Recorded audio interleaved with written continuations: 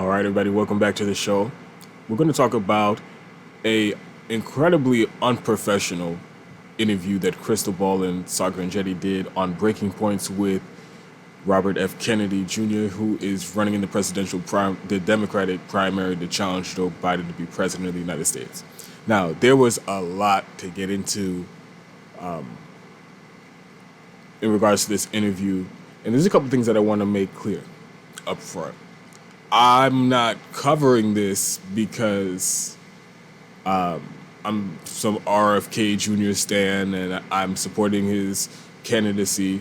I've been very clear that major problems will not be solved through electoral politics, definitely not through the Democratic Party. It's been proven time and time and time again. It is absolutely not willing to reform. It is a party created and operating solely in the interest of corporate power and corporate entities that donate to the party. That is the entire reason that the Democratic Party. That is the entire reason that the Democratic Party exists, and they aren't going to change anytime soon. So I've been clear about that. RFK Jr. running in the Democratic Party, same with Marianne Williamson, anybody else trying to sheep herd leftists, anybody who believes in populist policies and anti-establishment policies, trying to sheep herd them back to the duopoly. I do think that's a waste of people's time and resources and energy, as I've gone over on the show before. So this isn't like an endorsement of RFK Jr.'s campaign. Also, there are people, let me just also make it clear that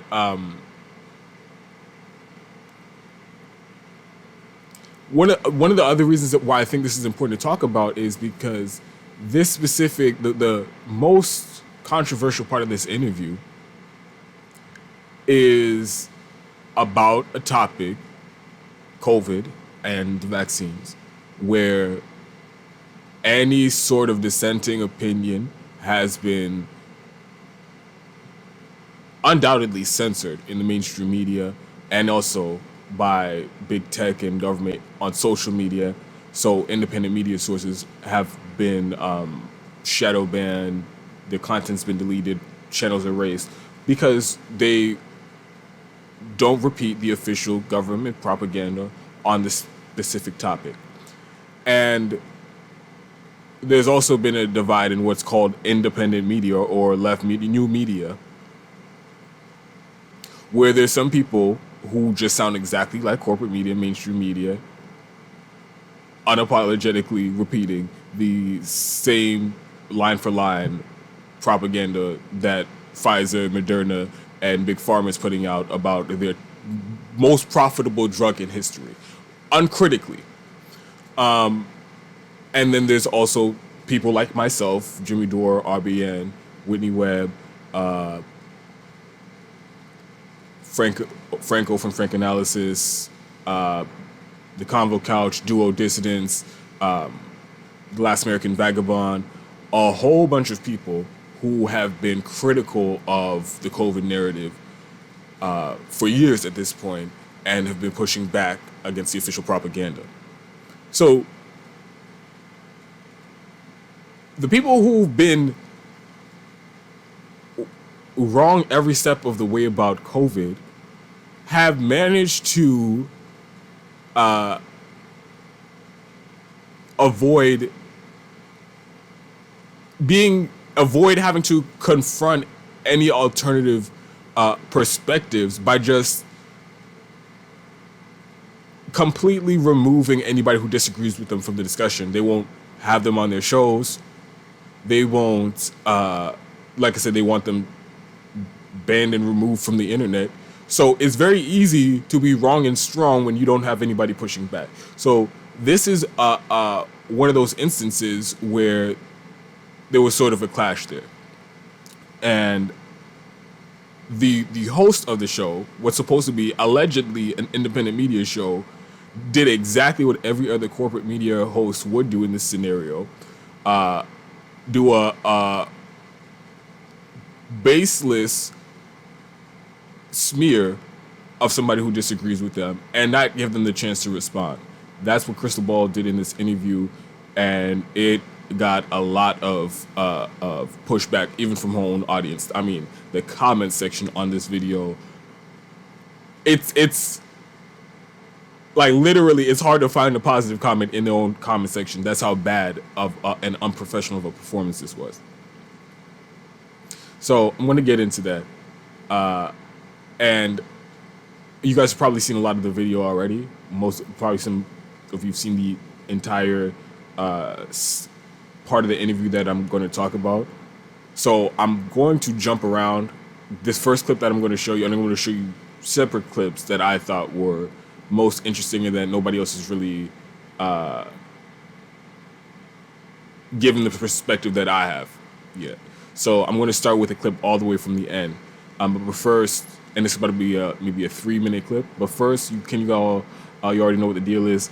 If you can support the show, the links to Patreon, PayPal, are in the description box. Everybody who keeps showing up, watching the videos, sharing, commenting, I appreciate all of you. People who support financially, whether it's $1 a month or if you want to do a single contribution through like PayPal or Cash App, greatly appreciate it.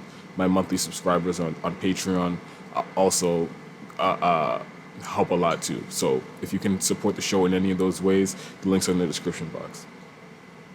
So I'm going to get into this first clip, but let me preface it by saying this. Krystal Ball has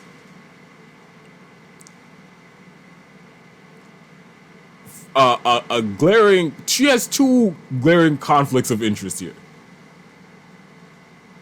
The first is she is very close friends with Robert Kennedy F. Jr.'s opponent in the race, Marianne Williamson. So close that Marianne Williamson just officiated Krystal Ball's wedding less than 2 weeks before she did this interview with Robert F. Kennedy Jr. So she has, and since this primary season, and this is one of the reasons why I'm making a point of objecting about this, because I'm seeing a lot of the same things that happened in 2016 or 2020 with independent media, and in 2018 as well, in these different election cycles where it's time to get people all excited and donating and supporting and volunteering for somebody who's paying lip service to policies. They're doing the same exact things without internalizing any of the lessons that we learned. Major one being literally every single politician that you do this dog and pony show for and try to get elected, every single one of them, not one of them, not two of them, not 5 out of 10 of them, not 80% of them, literally every single one of them, they go inside, they go to Washington, they get elected, they join the Democratic Party, and immediately cave and show that they have no interest in challenging power. Yet again, so they're going to come out here and use their massive media machine, the Breaking Points media machine, and all their friends in the industry to gin up support for yet another dead-end political campaign to get poor people to donate more money and put more of their resources into something that will produce no material results for them. So that's another reason why I'm compelled to critique what's going on here in this Democratic primary. So they have this conflict of interest where financially the entire network is built on covering elections. So whether or not it produces material results, they're going to want more people invested in elections because that's what gets them more money. So off the bat, they have a massive incentive to continue to misdirect people, financial incentive. They also have just the personal bias of your close friend being the candidate in this race. And that led them to, as they say, they're an independent media channel, to, at the beginning of the primary, automatically jump into trying to push Marianne Williamson onto their audience. And like I said, despite that it produces no material results, but because of the biases that would and incentives that lead them that way. So now they are trying to prop her up and delegitimize Robert F. Kennedy Jr. And again, let's be clear, neither of those candidates, if people in my audience know this already, I don't think neither of these politicians are going to do anything to materially change your life. But the way that the bias is running the show here, it's making it hard to believe that this media outlet, Breaking Points, is out there honestly trying to pursue answers to questions that their audience wants to know, or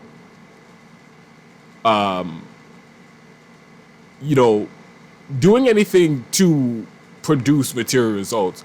Instead, it's just a money-making operation and something to boost their friends who want to run for political office. And then also another bias that Krystal has is from the beginning of COVID, when COVID started, especially with the vaccines, uncritically been pushing them and repeating all the talking points from the CDC and mainstream media about how effective it is and how everybody should go get it. I remember back when they were on Rising, as soon as it was available, they were telling people in their audience they need to go get this vaccine and all that stuff. I'm not even going to get into all of the mountains of evidence and of all the data that shows how it's not effective, because this clip that I'm about to show you just makes that entire rant moot, because even Krystal Ball acknowledges this. So, but she does have this sunk cost fallacy when it comes to the vaccine, because one, she's been pushing it on both of the shows that she's been on since the beginning. Also, she got it, and she got her kids to get it, which is something that she admits in this interview is something that she feels if you challenge her on, she takes it personally. So all of that, all of those biases mix up and produce this shit show of a interview. And I'm going to show you this clip, right? Because in this clip, we can get into all of the other stuff, but she even acknowledges that despite smearing Robert F. Kennedy Jr. as an anti-vaxxer, which she's been doing, like I said, to delegitimize him to her audience and Democratic voters, to boost Marianne Williamson, smearing him as an anti-vaxxer and all these other shit, these buzzwords that immediately elicit a response in people. She waits almost after about a 40-minute most of the way into a 40-minute interview to bring up the vaccines, and when she says she has 5 minutes left to bring up this incredibly complex topic, hotly contested topic, where people feel a lot of ways, and you are pretending to give somebody an opportunity to explain themselves, but clearly you're trying to railroad them. But it makes no sense, because like I said, in this clip that I'm about to show you, she agrees with like maybe 90% of what Robert F. Kennedy Jr. position on this specific vaccine has been. So it's an interesting clip. I'm going to show it to you and I'm going to break it down, all right? Let me give a specific question. If there's another pandemic, in the last pandemic, former President Trump, something we gave him a lot of credit for, he launched Operation Warp Speed. They had a whole of government approach. They used the mRNA technology that was developed using, U.S. taxpayer dollars to get a vaccine out to the population as quickly as possible. How would your approach have differed? My approach would have been a science-based approach. Which means what? Which means and a medicine-based approach, the approach that has been used and approved for decades.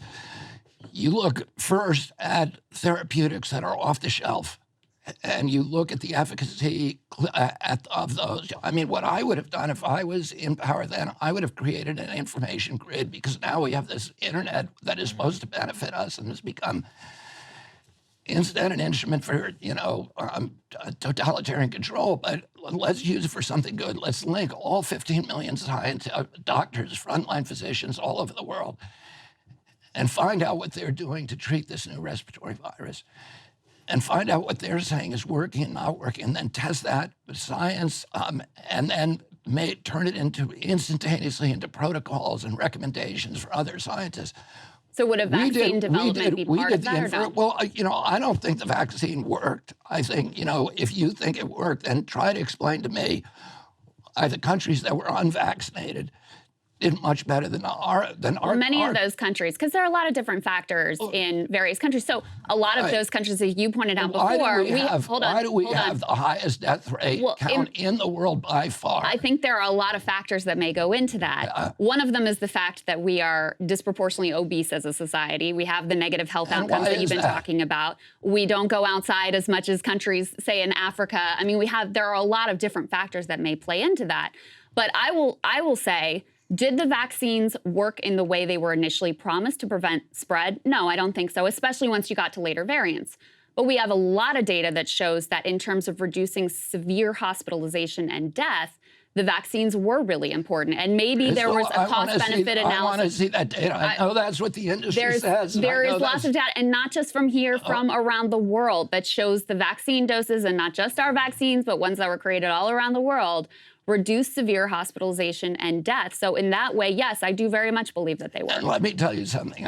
What I believe you're doing now is you're parroting what the public health agencies have been saying, but they do not have a scientific basis for that. And I have another book out that you should look at called Died Suddenly, that goes through all the Johns Hopkins data, which is the dashboard data that everybody uses, and shows exactly what happened when first of all, the vaccine, the Case Western study that is probably the largest, most recent, shows that at most the vaccine gives you a very, very small amount of protection, and that after 7 months, you go into negative efficacy. So you are if you got vaccinated, you're more likely to get sick, you're more likely to get severe illness, and you're more likely to die than if you were unvaccinated. I have not seen that. I have seen study after study that shows the opposite. Listen, I don't want to get bogged down in this, because I don't think we're going to see eye to eye here, and we have some other questions we want to get to, and your time is short. But we'll put in post, please send us what you're looking at. Yeah, we're happy to put what I'm looking at, and people can judge for themselves. All right, so this was towards the end of the dumpster fire part of the interview, which was when they were talking about the vaccines. And the question was a reasonable question. Again, you did not see how she was behaving previous to that, which I will show you. Which is, okay, what would you do differently if you were president during a pandemic? And his answer, and this is another thing too, right? A lot of people who want to smear him as some crazy quack and conspiracy theorist, anti-vax, lunatic, and all that stuff, it's very easy for them to do that when they don't have them in front of them, which is why this was kind of important. Because again, the people who've been skeptical of the official narrative are easy to dismiss when they're not in front of you, because they could actually present you with an argument. And so when you hear somebody give that sort of an explanation where, okay, that sounds very reasonable. Let's connect all of the millions of doctors around the world, see what they're using to treat the patients that they have in front of them, and whatever's working the best, we're all going to do it. How are you going to act like that's a crazy position to take? That's an unreasonable position to take. It isn't. It makes complete sense. But like you said, that's not what we did here. And I'll get to one of the reasons why that's not what we did here. And it, again, links back to this very profitable, again, the most profitable drug in history, the COVID vaccines. Why would you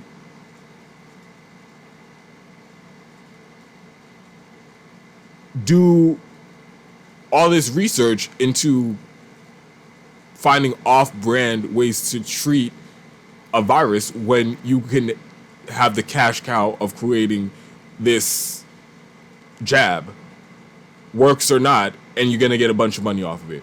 So again, that's what the incentive during this entire pandemic was leading to. And then in his answer, he also says that, and then she says, "What about the vaccine? Would you is part of your strategy be producing this COVID vaccine?" His response was, "It didn't work," which she even acknowledges in that very clip. Yes, in Krystal's own words, she says, it did not work as promised. They sold it as, if you take the vaccine, you're not going to catch the virus. It stops the transmission, and that's how we're going to end the pandemic. That's how they sold it. That's what the justification and the rationale that they used to coerce millions of people into taking that shot under penalty of or risk of losing their jobs and being barred from public spaces and all of those other shit, was because they said it was going to stop the transmission of the virus, right? And then months after the rollout, we find out, in their own words, in their own documents, that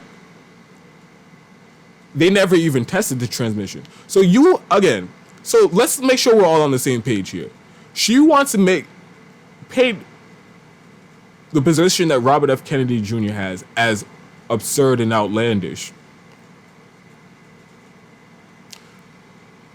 But and make it seem as if he's on the wrong side of the issue and Pfizer is on the right side of the issue here. Again, so the health establishment lie about the origins of the pandemic. Say it came from a bat. Turns out it came from a lab where they were testing it, and it happened to leak and create this international pandemic. So they lied there. Then there was again, in their own emails, Dr. Fauci, head of the NIH, leading a cover-up to hide from the public that they were responsible for the origins of the pandemic from the beginning, right? Then they rushed the vaccine.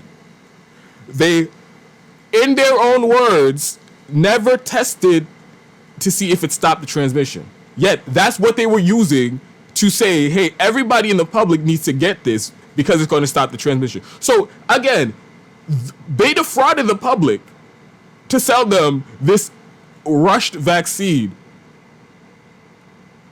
And this isn't even half of the information that's come out to at least raise skepticism in people's mind about whether or not they should have taken this vaccine or whether or not this should have been forced onto the public. And then you have, you're somebody in independent media, so on a regular basis, you cover how industries captured the agency that's supposed to be regulating them. So you know how corrupt the whole process is. You know that they lied about this specific scenario where this virus came from. And then you know about the public health institutions. Well, mind you, all throughout the pandemic, just making up rules and making up regulations and pretending like it was all science-based.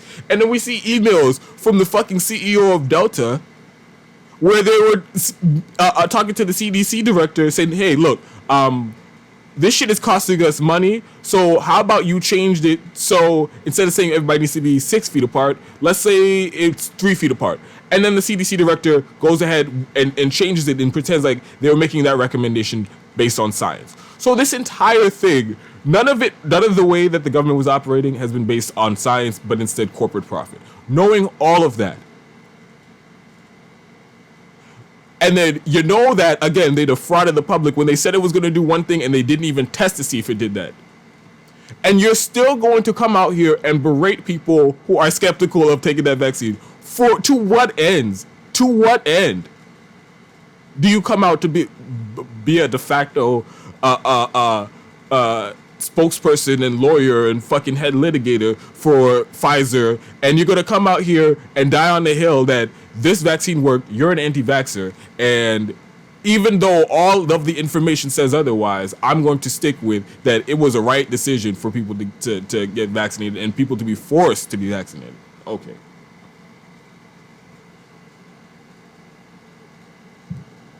So I have another clip that I'm going to show you guys. It's about a 2-minute clip, and then I'll come back and break it down. So let me ask you about vaccines. This is an area where you and I have significant differences. And, just to level with you on this, like a lot of what you say I really respond to. I think you're a very genuine person. But the across the board, whether you want to call it vaccine skepticism or anti-vax advocacy, which has been a central part of what you've been up to for the past number of years, for me personally, it's an issue, and it's a real sort of red line. And I know I'm not alone in that, especially running in a Democratic primary. There are going to be other millions of people like me who have similar concerns. So how do you win them over? What's your message to people who think like I do? Well, but just tell me where you think I got it wrong.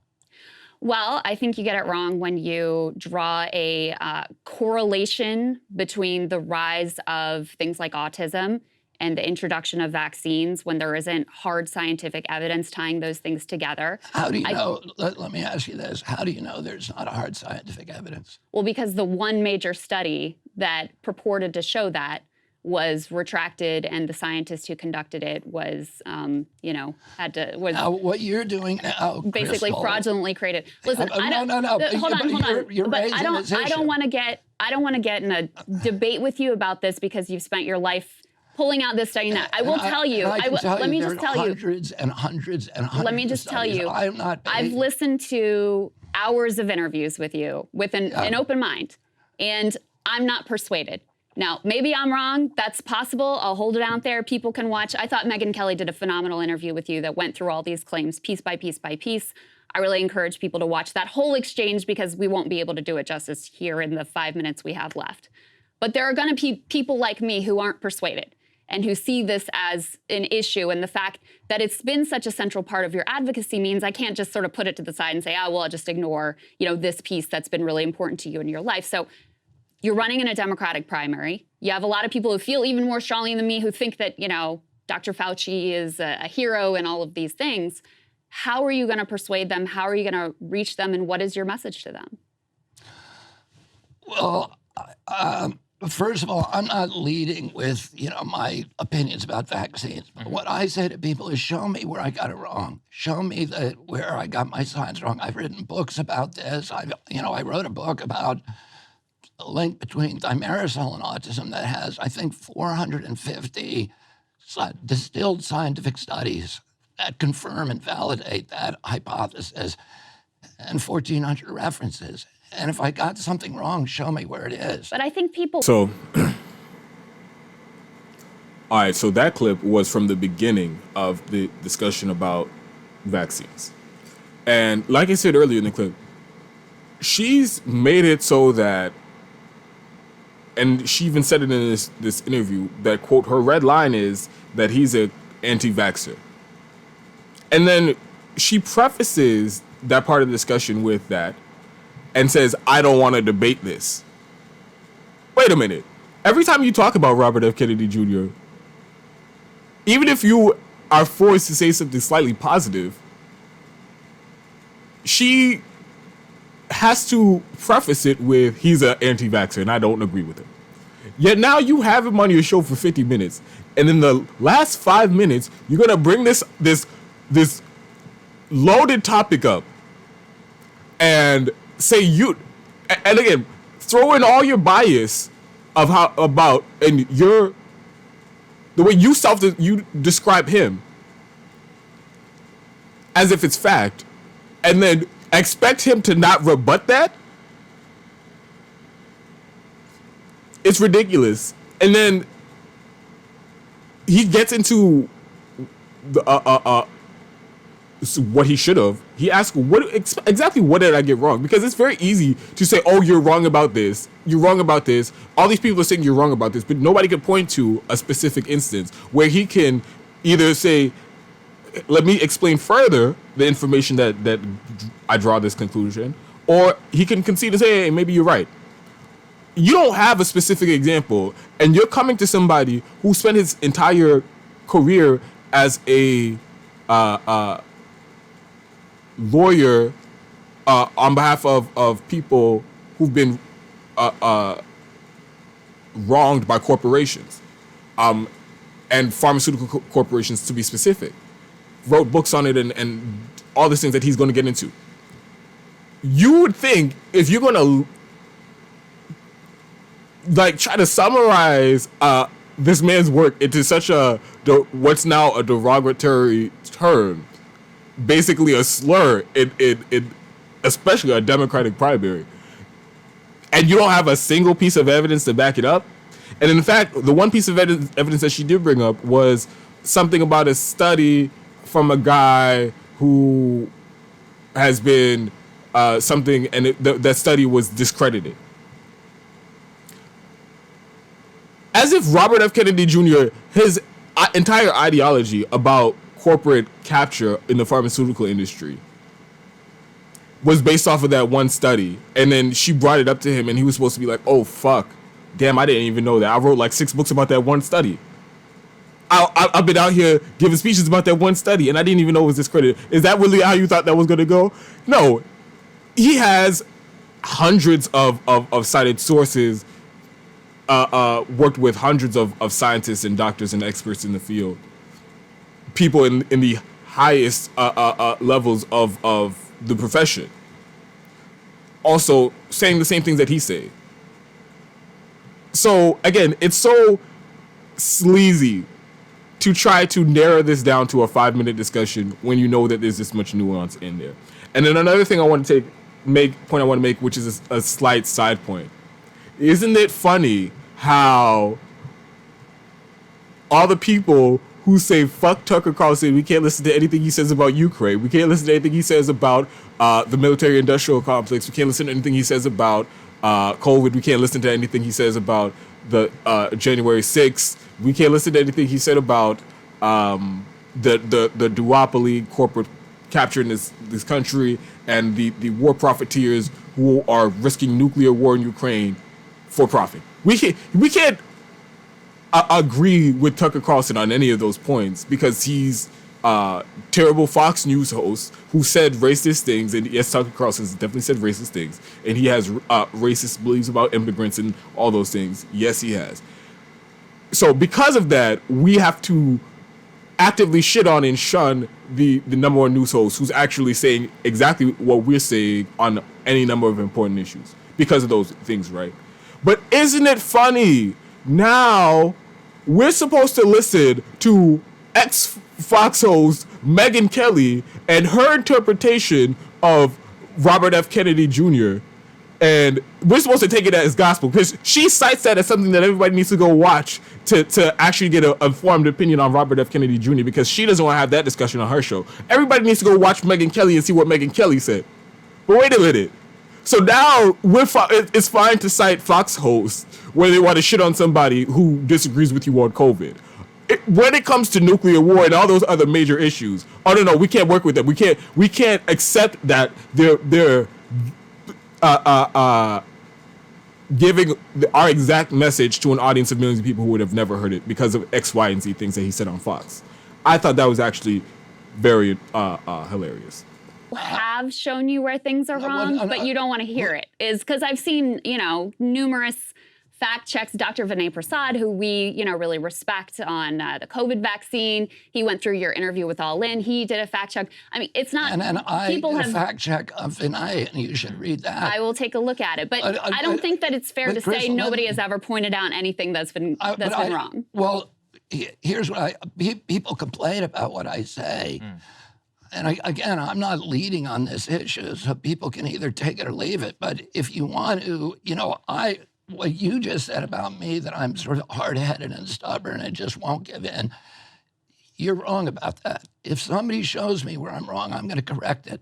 And, we have probably the most robust fact-checking operation now in North America. I have 350 PhD scientists and MD physicians on, CHD's advisory board, including until recently Luc Montagnier, who won the Nobel Prize for discovering the HIV virus. Chris Portier, who's the head of the National Toxicity Program at NIH, formerly, probably the top toxicologist in America. And if I were saying things that were scientifically unsound, those people would not stay with us. what I would say to you is show me where I got it wrong. Show me a study where I got wrong, and I will change my position. Science is fluid. It's not an embarrassment to me if there's a new scientific study that I haven't seen that comes out and says I'm wrong. That's what you're supposed to do with science. But what I'm saying to you, nobody has done that. If Vinay Prasad, when he did his piece, if he showed me science that was valid, I would say I would change my position. If we got the two of you together, would you be able to do that? read my response. And then ultimately it ends with this question of, hey man, which is again a loaded question that nobody can really respond to. Again, all of these clips that I'm showing you, this man's barely had like a minute to respond to all these complex topics. And then she wants to, what she really wants to get to is this completely ridiculous question. Hey man, I'm not going to agree with you on this. I'm not even going to give you the opportunity to present your side of this discussion. But let me tell you this: there are millions of people in the Democratic Party who also think that what I think about the vaccines, and they also don't agree with you on this. So what are you gonna do to make them vote for you? You have 30 seconds. Like, what the fuck? What are you supposed to do with that? Like this, again, completely unprofessional. As my friend Nick from Black Revolutionary Blackout Network, deeply unserious. Clearly, they had an agenda when it seemed they had an agenda. And if it wasn't intentional or not, all of the biases that I listed out before make it so that outcomes like this are inevitable. So please do not watch Breaking Points thinking you're getting any sort of objective news or impartial news or objective analysis, which is the most important part, an analysis of the situation. They are not giving you an objective analysis. What they're telling you is blinded by all of these biases that are driving them away from objective reality. So again, if you can support the show, links are in the description box, PayPal, Patreon, all of that. Thank you so much.